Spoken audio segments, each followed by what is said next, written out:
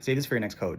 ACLS is easier than you think, I promise. Before we get into the algorithm at ACLS, it's really important to figure out your logistics. Who is your team? Who's going to be manning the airway? Who is going to be doing chest compressions? Who is going to be looking for IV access and telling you when the meds are due? Who is going to be the overall team leader? These are some of the most important things you need to know before you even talk about the actual ACLS algorithm. All right, so we've determined that there's no pulse. What do? Immediately, we want to start high quality CPR and get the pads on as soon as possible so we can get our initial rhythm check. This rhythm check is going to provide you the path of which algorithm to go down. So we now know that we're dealing with either a Pulseless VTAC or Vfib. Now, what's the next thing that we have to do? You're going to want to stand back and deliver that shock and go right back into CPR.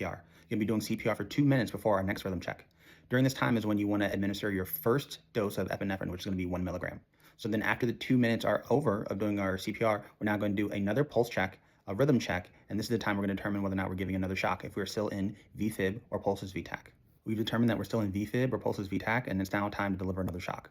After this is going to be time to deliver some more medication. After our first dose of 1 milligram of epinephrine, we can now administer 300 milligrams of amiodarone. We're going to keep this algorithm going, doing those pulse checks every 2 minutes, making sure that we are still in a shockable rhythm, and then delivering the medications. So if you think about it like this, it's CPR, shock, epi, amio, rinse and repeat. After the second dose of amio, you can just do epinephrine the rest of the way throughout your code, or potentially incorporate some lidocaine. So we determined that we have a non-shockable rhythm. What do? So we're still going to be providing nice, high-quality CPR. We're still going to be giving that 1 milligram of epinephrine every 3 to 5 minutes, but we're just not going to be delivering any shocks. We're actually going to be thinking of some reversible causes.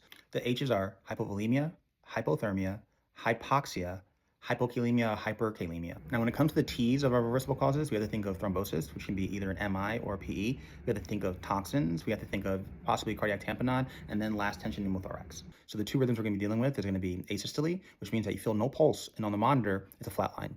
And then we have PEA, which means you're also feeling no pulse, but you do see some electrical activity on the monitor. Now, when it comes to these H's, there's a couple of them we can kind of cross off the list without having to really remember. So there's going to be someone manning the airway. So the hypoxia should already be taken care of.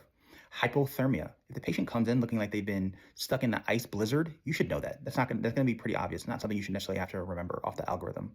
And then when it comes to the hydrogen ion, in terms of acidosis, most of the time during our codes, we just kind of prophylactically give an amp of bicarb. With bedside ultrasound, we can quickly rule out cardiac tamponade or whether or not there's a tension pneumothorax. So I implore you to really try to use ultrasound during these codes. So lastly, we're now thinking about the toxins or possibly about thrombosis.